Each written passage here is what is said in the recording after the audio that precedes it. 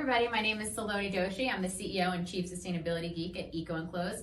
And today we're here to talk to any companies that are looking to transition all of the single-use plastic out of their business. More and more we get companies calling us and saying, listen, I'm trying to do away with single-use plastic. What should I do? What mailers or boxes or packaging should I transition to? And what do I need to consider? And so if that's where your head's at, this video is for you. And the first thing that we say when companies ask us about this, the first thing that we say is before you say, yes, this is definitely the right decision to you to get rid of single-use plastic, I really want you to be thinking about a couple things. The first is I want you to be thinking about your sustainability goals.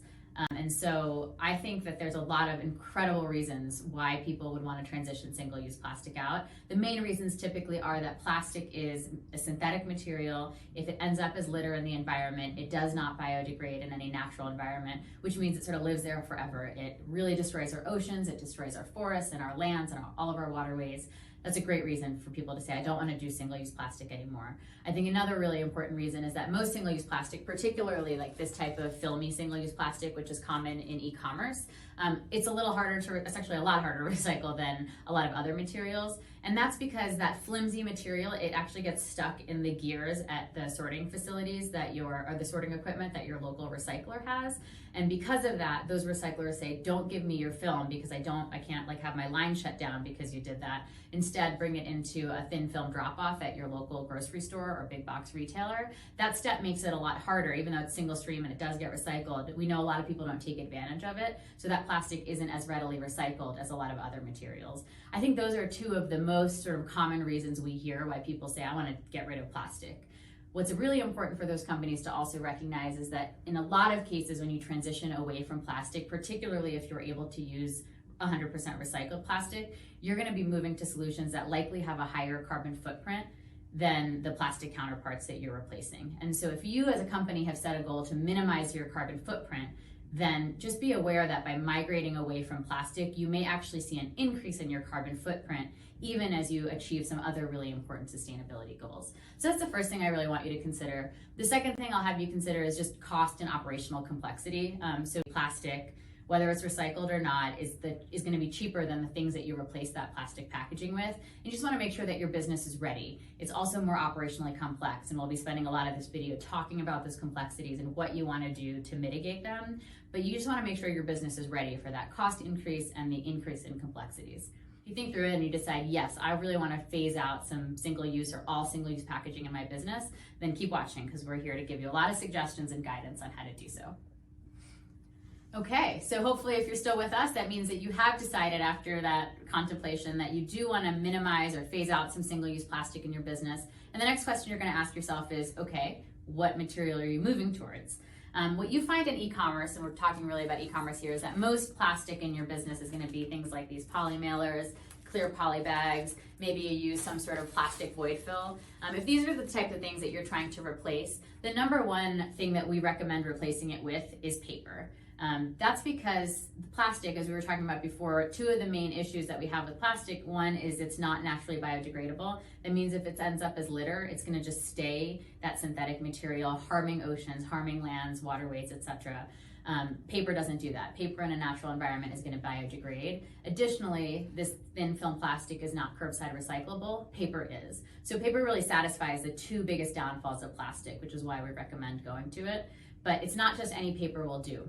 You really want to make sure that you're thoughtful about the paper you're sourcing. So the first thing we ask you to look for is 100% recycled paper. And particularly important would be high levels of post-consumer waste, which is the material that comes from the blue bin that you're recycling your paper in, because that post-consumer waste is making a market for it. If for some reason your packaging can't be 100% recycled paper, then be thinking about what they call next generation fibers. And that's basically that in this country, most paper is made from wood as its original source material. That's not necessarily true worldwide, but it's true in the US. Next gen fibers is a concept that's starting to talk about source material for paper that comes from agricultural waste. Things like wheat straw, things like hemp agricultural waste, that can go in and make really great paper fibers. So that's a very interesting second priority source. And finally, if virgin content is absolutely essential for whatever reason, we really ask you to look for certified sustainable paper sources. FSC certified being the best one that you can look for. A lot of people make the mistake of thinking FSC certified is just as good as 100% recycled content, and that is definitely not the case. It's important to know that material can be FSC certified and still be sourced from old growth and endangered forests. And those are the forests that we really need to preserve in order to maintain biodiversity and maintain the carbon sinks that they are. So it's not just that if it's FSC certified, it's totally fine and just as good as recycled. You really want to be prioritizing recycled first. There's one other alternative, especially when it comes to mailers, that you might consider, which is this idea of reusable packaging. And reusable packaging, the idea might be that you have something like this, you ship it to your customer, and then they ship this mailer back to you. And that's a really new concept. Most reusable packaging is actually made with plastic, but it's no longer single-use plastic, which is, I think, the exciting thing for ourselves and for a lot of companies. Reusable packaging is a really awesome concept, particularly for businesses where the customer is already shipping something back to you. So maybe you're a business where customers rent clothing and send it back to you, or maybe they buy clothing from you and send back half of the shipment because you're a clothing subscription business, or maybe you're a company that ships clothing and then asks your customers to donate a bunch of clothing and send it back to you. If you have that kind of out and back business model, reusable could be a really awesome solution for you. We're working with a bunch of companies on it, and so if that's the case, if that's something you're interested in, just reach out to us at hello@ecoenclose.com, and we'd love to work with you on it. If that isn't your business, if you have a more traditional business, maybe you get 20 to 30% of your orders returned, but by and large the packaging stays with your customers. Reusable actually ends up creating a pretty high carbon footprint, and you actually end up creating more plastic waste than a single-use plastic counterpart, because traditionally customers aren't actually sending it back, and so they're just throwing out this mailer, and the mailer is bigger and heavier than the poly mailer that you're replacing, and so you actually end up creating more plastic waste than you originally would have if you just use single-use plastic. All right, so now we're going to spend some time talking about replacing the poly mailer. This is oftentimes one of the first things that a company looks to replace when they're trying to phase out single-use plastic. So let's say you ship in a poly mailer. These are actually examples of 100% recycled poly mailers, which are definitely like the most sustainable option in the poly mailer world. But whether you're doing our poly mailers or virgin poly mailers, you're looking to phase these out. And so if you're shipping one of these, chances are that you're shipping apparel or soft goods, because that's what these are designed for. EcoEnclose has 3 different lines of 100% recycled paper mailer alternatives to poly mailers. And we think they all serve they can be great ways to replace your poly mailers, but they serve slightly different functions. And so we've got our craft mailer. We've got about 7 sizes in our craft mailer. We've got our EcoX mailer. We have 8 sizes in our EcoX mailer. And then we've got our paper apparel mailer, and we've got 4 sizes of these. So what's the difference? There's a couple things that make them different. The craft and EcoX mailer are pretty similar in some ways. They have thinner material. They've got like a thinner paperboard sort of or cardstock sort of material. And then the paper apparel mailer is much thicker. It's much more rigid to it. Another difference is that you can see that the EcoX and the craft mailer are sort of like flat. They're pretty flat and standard in design. The paper apparel mailer, on the other hand, has, maybe you can sort of go a little bit closer here. You can see that it has like a little bit of an indentation all around it. So when you put apparel in it and you sort of stuff it, it starts to stay a little flat, which is really cool. I think it makes for a premium experience. It also is really good if you've got like 50 orders going out, they'll stack on top of each other, which is great. Another feature that actually all of our mailers have sizes that have them in it is this idea of a gusset. And so this is an example for our craft mailer of a gusset on the side. And so it just opens up and it just expands a lot bigger on the side compared to a non-gusseted mailer, which is just sort of flat on the side and doesn't expand quite as much. The gusset, again, it's available on all 3 of our different mailers. And the gusset we think is really great if you have like a puffy item that you're shipping. You don't necessarily want to stuff your paper mailers with too many things to make it too heavy. But if you got maybe a puffy vest or a puffy jacket or a blanket, that would be a great example of using a gusseted mailers. So how do you choose between these? In general, we recommend if you're really going from a premium paper experience, you choose the paper apparel mailer. We think it really works great. If you're going for more of a utility experience, the craft mailer works really, really well. And I think if you're looking for just a tad bit of moisture protection, there's a bonding agent in our EcoX mailers that makes it a little bit more water repellent than standard paper mailers. If that's really important to you, we'd recommend that you choose this EcoX mailer. So you of course have to choose your mailer. The next step is to actually choose the size and the style. of it. So one of the most important things we say when it's coming to size, let's say you were previously shipping in a 6x9 inch poly mailer. A poly mailer can be stuffed to almost like 100% capacity, and it would be fine. And poly mailers are just incredibly durable, just plastic material is. I'll show this. You can sort of really stuff it good, and you're not nervous that it's gonna tear, because it doesn't like puncture or tear the same way paper does. When you're thinking about an equivalent paper mailer, you want to size up a little bit. You want to stuff your paper mailers to about maybe 75% capacity, whereas you would stuff a poly mailer to almost 100% capacity. So you can see this 7.5 by 10 inch paper mailer is bigger than the poly mailer, but it's the right sort of equivalent if you're trying to ship the same item.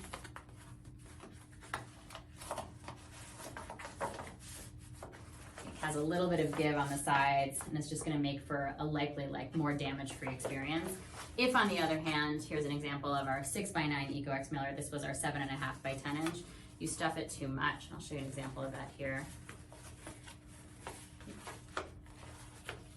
First, it's a little hard to use, as you can see, and you just create a lot of pressure points on the side of that mailer. And unlike plastic, which doesn't really tear when it comes to pressure points, paper starts to easily tear if you put too much pressure on its corners and its sides, so you really don't want to do that. All right, well, if you weren't using a poly mailer and you actually use something like a bubble mailer, this is an example of our 50% recycled bubble mailer. It has this plastic outside and then plastic bubble interior. If you use something like this and you want to transition away from plastic, then your best bet is an all paper cushioned mailer, because chances are you likely want the cushion. This is an example of our 100% recycled padded mailer. It's 2 layers of craft paper, and sandwiched inside of it is macerated newsprint. And that means it's all cushion, but all of that cushion is made of paper. And it gives you that same sort of rigidity and cushion and slight bit of protection that you get from something like this, but you get it in all paper, and it's curbside recyclable. Some people make the mistake of transitioning from one of those mailers that has a paper exterior and a poly interior, thinking, okay, well, at least I got rid of one layer of plastic. That's actually the opposite of the direction you want to go, because once you layer in the paper and the plastic together, the whole thing becomes unrecyclable, and it's pretty lightweight, and it sort of floats away and becomes litter, and you have all of those same issues that you had with plastic to begin with. So really make sure you avoid it. You want what they call monomaterial, which is that the whole mailer is one single material rather than a combination of 2. Okay, so another big part of plastic packaging that's really common for apparel businesses in particular is this idea of a poly bag. Our clear poly bags are thankfully 100% recycled, but again, if you're looking to move away from plastic, then you probably still want to move away even though it's recycled. And what these things do, for those of you who don't use it, is you just basically, your packaging, your garments might be manufactured abroad or somewhere domestically, and then a lot of times your manufacturing partner will put them in a bag like this, ship them individually to you or to your fulfillment center. Your fulfillment center may require this because it keeps the garments sort of free of dust and any water damage or anything. It keeps them really well protected in transit, and it lets it stay on the shelf of your fulfillment center or in-house if you fulfill yourself. And it also allows you to see what's inside. So then the order comes in, and you or your fulfillment center can say, okay, well, I know I need a gray EcoEx mailer, and it's really clearly right here. You can see any RFID codes and barcodes and things like that. So there's a lot of incredible functional reasons why the poly bag exists. Unfortunately, they are creating a lot of need for single-use plastic. And unfortunately, what I think apparel companies are finding is that it's creating single-use plastic, and the customers are getting so frustrated because they're opening their primary packaging and they're saying, why are you putting a plastic bag in this packaging? So it becomes a really sort of difficult and challenging customer experience as well. So then the question is there anything paper that you can transition to? So I'm going to show 3 ideas today. The first idea is what I would call a roll wrap. So you just, in this situation, you or your manufacturing partner would just roll your article of clothing instead and use, we have something called an eco band, and it's just sort of a 100% recycled piece of paper, thicker paper that you use, and then you glue or sticker it here. And it sort of looks like a burrito in the end. What's great about this is it keeps your items separated. It allows you and your manufacturing partner and your fulfillment center to say, okay, I know what the item is, I know what color it is. You can have a RFID tag or a barcode tag sticking out that they could use. So there's a lot of really cool reasons why this works great. It also works great if your manufacturing partner can ship a bunch of these in a large plastic protected box, because then everything inside of it gets protected from damage. What's not great about it is that, of course, the sides are exposed, so you might get some dust on the sides, or you might get water damage if that's something that your supply chain is has sort of risk associated with it. That might not give you the level of protection you need. So the next option that we would suggest is what I would call a glassine bag. So these are actually virgin bags. They're 100% paper, and they're super calendared, which gives it like a smooth, shiny feel, and it has like an opacity to it that allows you to slightly see through it. So in this situation, your manufacturing partner would put your garments in this, and what's cool about it is that it's really smooth, so there's no paper dust that gets on your garment itself. You can see through it, so you do get a sense of what's the color and what's the item inside. A lot of companies find that they can successfully scan through it. So if a barcode was sitting right here, they can scan it, which would work really well in their supply chain. The downfall of this is that it isn't perfectly see-through. It's also 100% virgin, so even though it's curbside recyclable, it is a virgin material. And so for companies that are really looking to go 100% recycled, which is what we recommend. The final option is this idea of just sort of a lightly calendared craft bag. And by lightly calendaring it, a lot of that paper dust comes off of it, and you just would put your article code in here and seal it with a sticker with glue. And this works really well for companies which can place a sticker on top. Maybe they seal it with a sticker that has the barcode or the item information. And it works really well for companies whose supply chains don't require that the fulfillment person or the warehouse person doesn't have to see what's inside of the bag in order to fulfill the order. This is a really good solution. It's 100% recycled and it's curbside recyclable. This glassine bag, I will just say, it is FSC certified. So as I was saying earlier, if you have to go with the virgin material, the reason that glassine has to be virgin is because of the process of super calendaring requires that the fiber lengths be long, the way that virgin paper is. If it was done with recycled content, it's just really hard to super calendar. So this is an example of a place where we said, okay, we can't currently make it with recycled content, so we are getting an FSC certified paper stock instead. Okay, so one of the last common places that you find plastic in e-commerce packaging strategy is in Voidfill. So things like these plastic pillows that are very fun for my kids to play with, but really annoying because they take up, not only are they made of plastic, they take up so much space and you wonder why you had to get such a big box. Bubble wrap is, of course, pretty ubiquitous. And then these, sometimes made with cornstarch, sometimes made with regular plastic styrofoam, these peanuts, which I also find to be a really annoying user experience. So we've got a number of different paper counterparts that you can replace them with. If you're somebody who uses bubble wrap to wrap your items, green wrap is a really cool replacement. It comes in a dispenser and it comes sort of flat like this, and then the dispenser helps you expand it, and that creates a cushion that ends up looking like this. And it's not only, great protection, it's also, I think, very aesthetically pleasing, and customers really love it. Another sort of wrap alternative we have is if your item would work well for these, for the sizes we have of Flexi Hacks, they ship flat like this to you, and then they just expand and you put your item right inside, and it gives great all-around protection, and it's also a really great user experience. We also have, if you are using something like these pillows and you're just sort of using it to fill in empty spaces in your box, we got a couple solutions for you. This corrugate bubble is really cool because it's 100% recycled corrugate, and it's also upcycled corrugate. So this is like the manufacturing scraps that come out of our line where we manufacture our boxes are then used to make this shredded to make corrugate shred, or this corrugate bubble. And people use it in different ways. I really like to use it by, you take it and you sort of expand it, and you go like this, and it creates this like really, really tough, strong protection that you could use to put into those empty spaces in your boxes. If you use Voidfill more to wrap for sort of just a basic level of dust protection, tissue paper, this is 100% recycled tissue paper, does a great job, and it's really smooth so it doesn't get any paper dust on your items. Packaging paper is incredibly versatile and amazing. This is an example of indented craft paper, but we've got 6 different types of craft packaging paper, and it's just awesome because it comes on a roll. You can use it to wrap, you can use it to create a nest, you can use it to sort of bunch up like this and put in the holes in your boxes.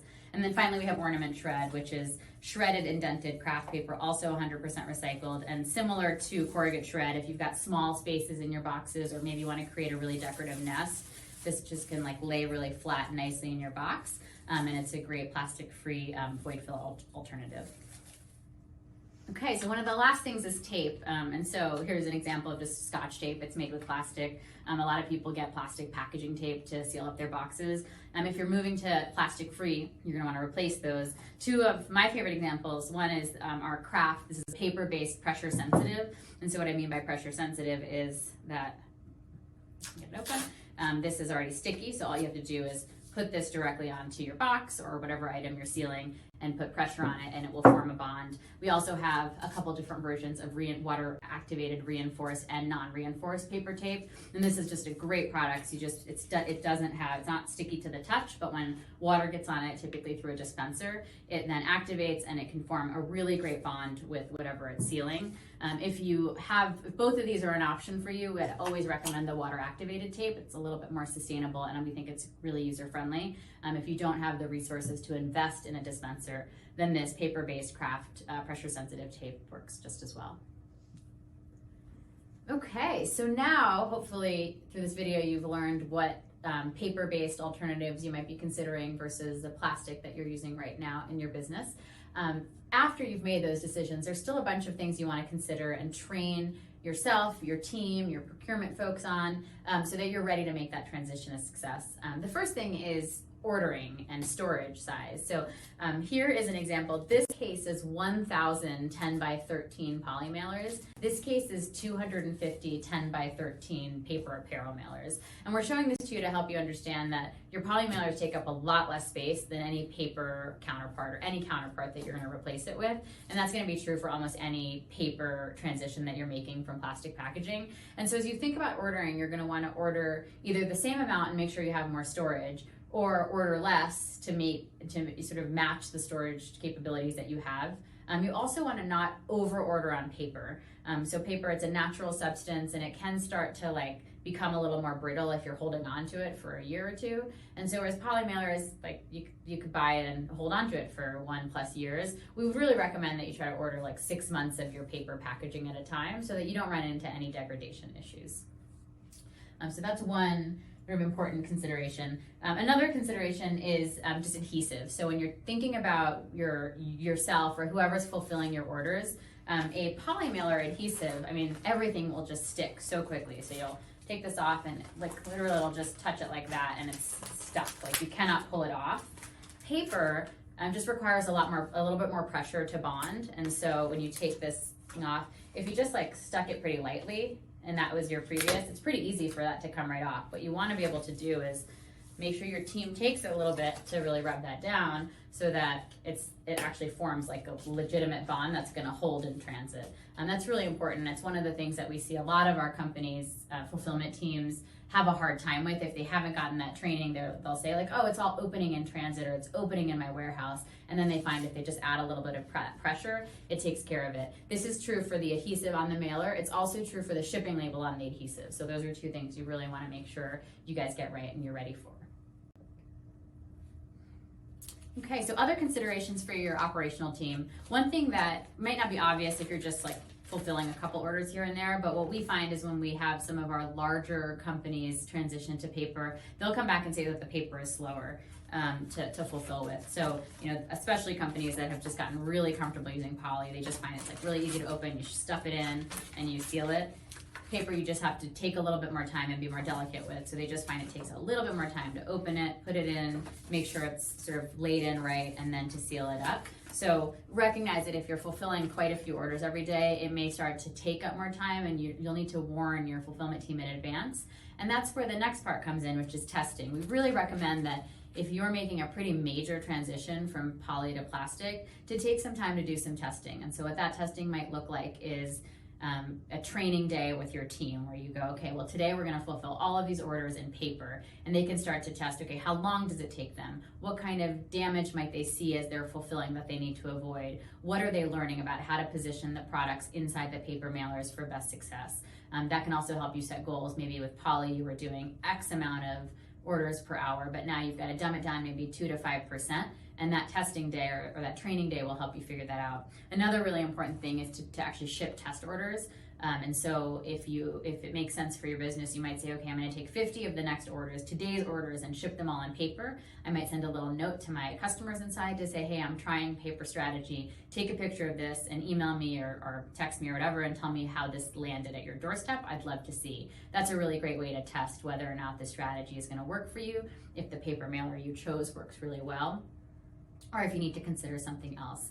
Another great example is some companies we work with will say, okay, for the next month, I'm going to do almost like an A/B test where they ship half of their orders in poly, which they might have been doing before, and then half of their mailers or their orders in paper. And they're just going to see, like, is there any higher damage rate with their paper mailers? Do customers respond more or less enthusiastically with one or the other? What kind of feedback are they getting? What kind of feedback is their operational team giving them? And that gives you this sort of parallel ability to compare and contrast, like, are the paper mailers achieving what you want them to achieve? And can you measure and quantify the impact on your business and manage around all the training and operational complexities that you might have to foresee as you make this transition more of a reality?